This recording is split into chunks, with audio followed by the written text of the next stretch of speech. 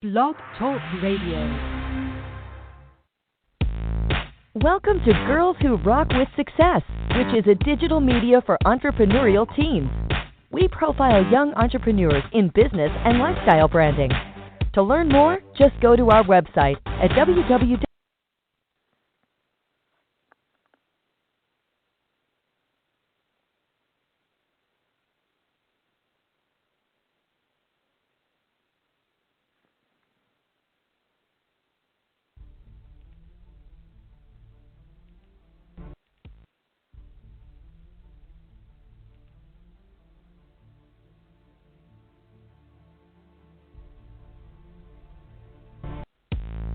Welcome to Girls Who Rock with Success, which is a digital media for entrepreneurial teens.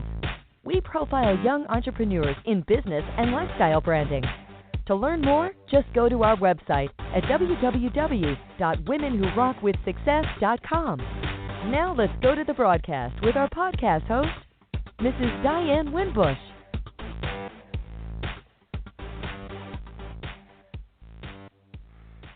And good morning and welcome to Girls Who Rock with Success, which is an affiliate of Women Who Rock with Success. So this is a Saturday morning, and we thank you so much for tuning in with us on the broadcast on today. And on the teen entrepreneurs, we profile them in the areas of their expertise to be able to help them to brand, to be able to profile. This Saturday morning, we have an interesting guest with us on the podcast, Alejandra Stack, which is a publishing mogul, and she is the director, and she came up with the idea for KidNewsMaker when she was 11 years old. So it says she is an award-winning journalist and hostess who has been seen in several film and television projects. Allie has worked on The Walking Dead, Strange Things, Little, Legacies, and plays the young version of former In Living Color Fly Girl, an acclaimed dancer, and Jose Harris, daughter in Mixed Emotions, and a role she credits to helping her embrace better Afro-Latina. And so Allie is collaborates on several projects as a mommy-daughter media duo. So after these messages, we will be back with you with our guest on the show.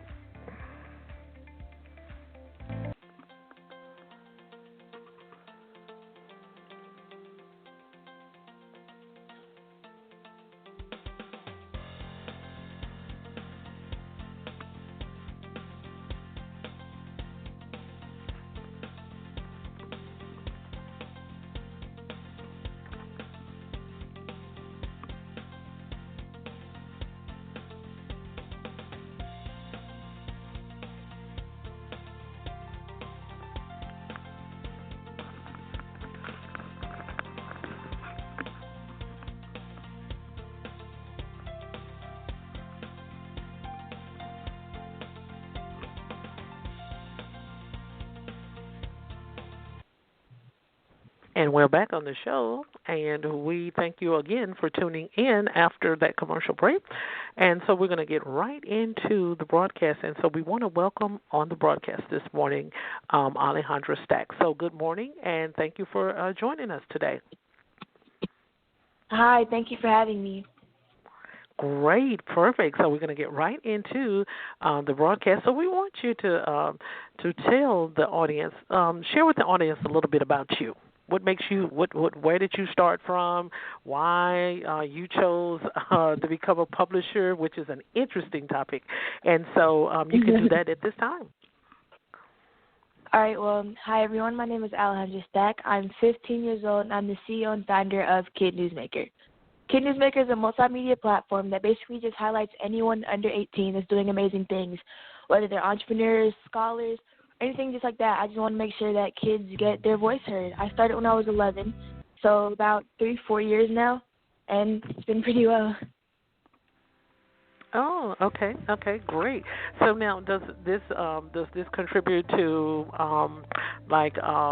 you're like a reporter for your actual school that you attend? So actually, right now I'm homeschooled, but my basically KidNewsMaker is a print publication. It deals with like blogs and stuff on my website, KidNewsMaker.com. So it's not really for a school or anything, but when I was in school, I actually did kind of play a role in my school broadcasting system. Okay, great. I'll say, why did you choose journalism? Why did you choose report writing and storytelling? Well, so my mom, she's also a journalist, and ever since I was a baby, I'd always be with her, whether it be on, different calls and things like that. So I kind of grew up around it. And one day I was just at the newsroom with her, and she was on deadline. I was pretty bored and with nothing to do. So I started scrolling through different newspapers that they had there, and I noticed there was really no news about kids. So I asked her about it, and she said they didn't really have, any kind of section and things like that. So I decided to change all that. So I went online. I found a few kids that were doing pretty great things. I wrote articles about them and everything, and then I brought it to my mom, and she was like, "Oh, wow, this is really serious." So that's kind of how KidNewsMaker started. Great. That is so awesome. That is so awesome. So what are some of the takeaways that you received while storytelling? So take, for example, it's all of us have a certain, I don't know, everyone has like a certain thing that drives them as to what they do. So what are some of the takeaways that interest you in storytelling?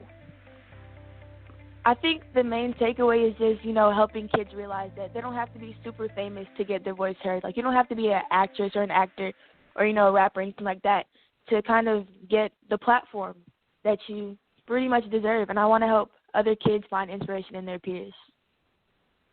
Wow, that's great. That's a great response. So how has this field impacted your career as a entrepreneur, as a teen? When I was take, for example, when I was coming up back in the dinosaur days, of course, we were not thinking about things like that. We were not thinking about things like being a writer. Of course, I think, we had different programs in high school like FHA and 4-H Club and the Girl Scouts and different little things like that. And I think some of the teenagers before we graduated, they became editors and what have you for, newsletters and things like that of the high school. But as far as this entrepreneur path, it's like it's a big boom for you teens today. So how has this impacted you as an entrepreneur, and how has this impacted your career? You still have a career, even though you haven't graduated. You're homeschooled, but this is still like a career for you as a startup. So how has this been an amazing journey and an impact for you? So, honestly, the journey, it's been really great. And, there are, of course, moments where you just think like, oh, wow, this isn't really going anywhere. But I feel like the main thing that keeps me going is when I hear other kids that are inspired by maybe the story that I did, and they're like, oh, I want to start my own business, and like that. That really just keeps the drive going. And then it's great getting recognized, of course. I've won some pretty big awards. I've won awards in D.C., Excel Youth Awards, things like that. So awards, they kind of, give me some credit because I'm always focused on, highlighting other kids. So it's pretty nice to be rewarded as well. Okay, great. So what interests you the most? Okay, so journalism is one of the feature that I love to do, which is podcasting and written some books and have done some other things in journalism. And so my favorite field in that area is investigative reports. I love to sit down and listen to individual stories. Sometimes individuals' stories are not told, they're not heard, and sometimes individuals may not have the funds to be able to purchase an attorney or hire an attorney. I guess I would say purchase attorney, but hire a legal attorney. And so my thing is to want to get their voices to be able to be heard, whether it's I'm publishing it through a magazine or what have you. So what, for in regards to you, what are some of the interests that you seek out for in order to publish your brand? Well, for KidNewsMaker, I don't really think I have, a certain topic that I kind of like over the other. I just really like doing stuff, digitally online. I recently got into a lot of video editing, so I like doing a lot of stuff like that. So it's not really a specific topic. It's just, I guess, what I could do with the story. Okay. So you just kind of, whatever you feel that basically kind of interests you at that particular moment, that's what you pick up, and then you run with it and build it into your own story itself. Yeah, right. And a lot of the times, a lot of people, they'll come to me and they'll ask things like, oh, so I see about your magazine, how can I be featured, things like that. So it's really all about, because I also find a lot of inspiration in my peers as well. So if I see someone doing something amazing, I'll, of course, want to highlight that. So, yeah, it's really no specific topic. I just like covering everything, really. Okay, that's fine. So where do you see yourself in this golden field in the next 5 years? Where do you want to be in journalism as a storyteller? Do you want to be, perhaps maybe interviewing individuals, or do you want to be like a freelancer, or basically that's kind of where you are now, like a freelancer, but it's still journalism. But where do you want to be in the next 5 years with the field that you're covering now?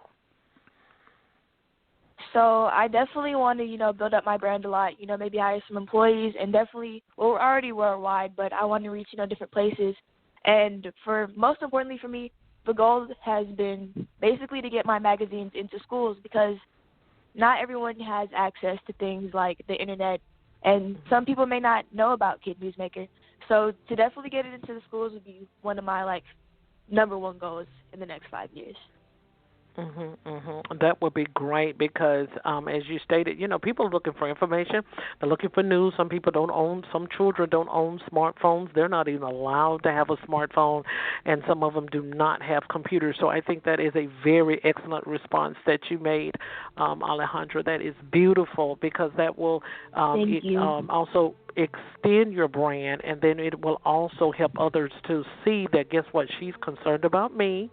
She wants me to make sure that I'm getting all the information, tools, and resources that is out there, because whether the individual's parents cannot afford it, or sometimes individuals are just not technical savvy, and sometimes it's just parents restrict their children from technical devices. So that would be a very huge plus, working that out. And so that's the reason why we're here, to be able to see what we can be able to do to be able to further your brand and help that to be able to take effect. Absolutely. And so thank you. Yes. So how would you influence another prospective writer? Take, for instance, if someone comes up and they walk up to you and they say, oh, hi, Alejandra, I just love what you do. So could you help me, in becoming a writer? Are there any courses that you offer for teen entrepreneurs to be able to get them through to that path? Or is it just something that you would love for them to follow you in that field that you do? Yeah, so, well, if it was just in person, of course, I would just kind of say you have to find your own flow, because not everyone writes the same, and not everyone has the same creative process. So it's definitely all about experimenting with different things and trying to, put together what works best for you. But I do have some, online and video courses and things like that can kind of help you and guide you in the right direction and everything. But writing is really all, self-discipline, having to do it over and over again, and just pushing yourself. Absolutely. Because as you stated, sometimes individuals have different genres. Everybody does not see everything the same way, and some individuals have different communication styles when it comes to writing. That is awesome. Very great response. So, in regards to that, were there any mentors that you had when you picked this up? I know you said your mom, you kind of wanted to follow in pursuit and behind what it is that she does right now as a journalist and a reporter. So were there any other mentors that you perhaps maybe have looked up to? Sometimes we, for one of mine, when I first got started, was Tamron Hall. She was an anchorman or something like that on NBC. Today's show. and then she went on to, I think, her sisters. I think she had a family member or something like that that went through,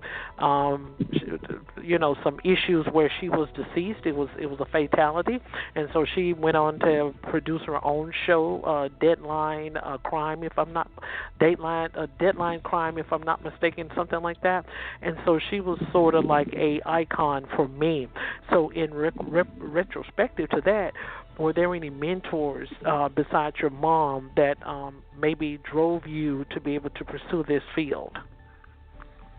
So I think one of my, biggest, I guess you would say, inspirations is definitely Clara McLaughlin. I actually, when I was about 10 or something like that, I got the chance to write some articles for her newspaper, and she was, I believe, one of the first to, oh my gosh, it's getting a blank to me. But I believe she was the first African American woman to own a TV station. So that was a little bit before Oprah and things like that. So she's, it was an amazing experience getting to work with her, and I believe right now she's the publisher of the Florida and Georgia Star newspaper. So it's really cool having that experience. And another mentor that I have is Gabrielle Jordan, and she basically just mentored me through the business aspect of it to kind of, get my pitches ready, get me ready for interviews and things like that. Absolutely. I just really, it's good to kind of maybe pick up on different styles in reporting and what have you. And I think it's just always good to have like a little small person, like a little icon to be able to follow in some of the tracks that they have already placed down for entrepreneurs. So that's great. So what would you like to leave? What are some of the tips if an individual, this is just not dealing with journalism, this is dealing with an entrepreneur, because sometimes teens go through so many challenges, especially at this type of age and time, and then they go through bullying. They'll, disencouragement. What are you doing that for? Put that down. It's not going to ever work. And so sometimes individuals will become discouraged in areas. So what are some of the tips and tools that you would like to leave for anyone that desires to become an entrepreneur? Well, it's never going to be easy. There's no, get rich overnight type of scheme or anything like that. So you do have to put in a lot of work, and there's going to be times where you do want to quit, but you always have to remember your goal. You have to just set your goal before you even start anything else. Just set your goal and keep trying to reach that. But it's definitely going to be times where you want to give up. And then I always say, your first 100 whatever is going to be the hardest to get. So your first 100 followers, buyers, things like that. So you just have to just overcome little small obstacles, and it'll work out in the long run. Absolutely, I agree.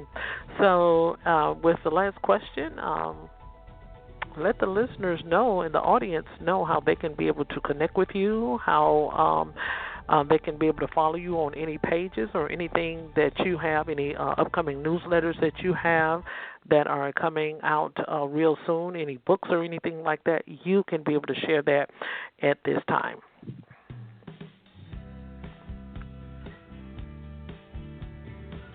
So you can go ahead and visit my website, www.KidNewsMaker.com, and we post a lot of stories on there. You can follow me on Instagram and on Facebook at KidNewsMaker. And we also have a print publication coming out this summer, so we try to do it biannually. Sometimes we do it more in a year, just depending on how many stories we have coming in. But you can definitely be on the lookout for the new print publication, and you can pre-order it on the website. Wow, that is awesome. We thank you so much, Alejandra, for taking the opportunity out with us today on Girls Who Rock with Success. I know that the audience received a lot from you, from your responses. They were so concise, and it had a lot of precision in it, and we really appreciate your time.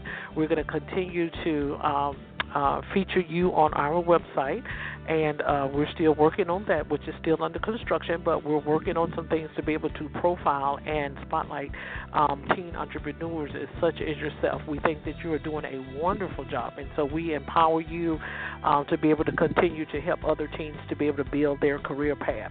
For all upcoming events, listeners, you can go to our website at www.girlswhorockwithsuccess.com. Until next time, you take care. Thank you so much, Alejandra, and you have a good day.